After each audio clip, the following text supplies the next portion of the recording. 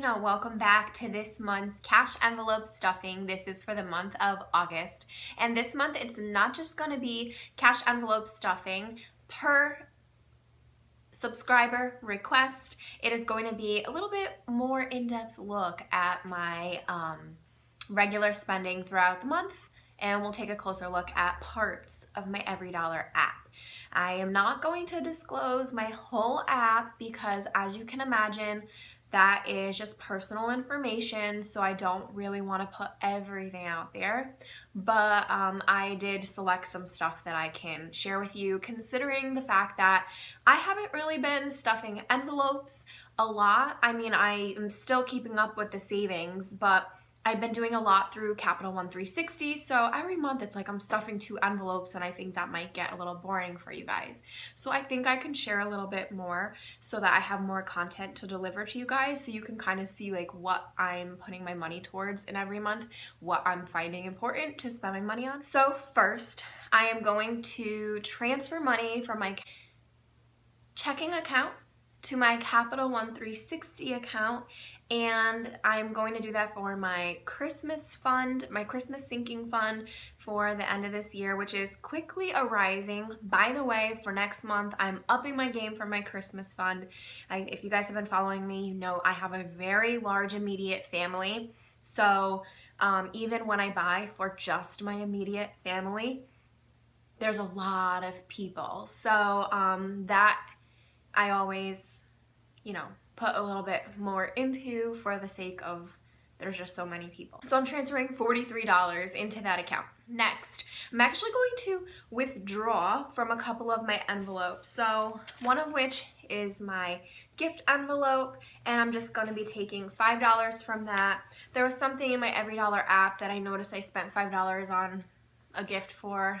I don't remember what it was right now, but I know that I needed to withdraw this, so that's that. Still working on my bathroom renovation. I mean, it's pretty much done, but we've just been sidetracked with the investment properties, so my bathroom got put on hold, but I'm on the final stages of it, so I'm going to withdraw $30 from this envelope to cover an expense of something that I bought for the wall.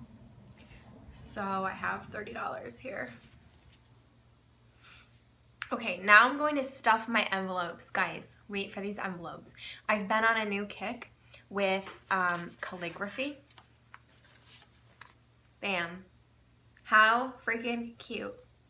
I mean, I don't even think I'm like really good yet or anything, but these versus this is more exciting. So I just did this today. So I'm going to be stuffing $20 into my home repair envelope. This is just for things that may arise around the house. If something breaks, if I want to kind of fix something, or like upgrade it or tweak it or whatever, or in an emergency, I have some money for the house, because houses don't just run on their own. You have to constantly maintain them. Last envelope I'm going to stuff.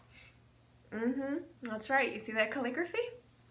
Water envelope, and I'm stuffing it per usual with $50. Okay, so like I said, I'm going to share other areas of my budget, so I will insert that footage in a minute. And just so you know, everything this month was so expensive. I had medical things come up that I had to pay for fully out of pocket, like orthodontist work and my eye care. Those are 2 things that are like not really covered by my insurance, and it just so happened I needed to handle both of those this month.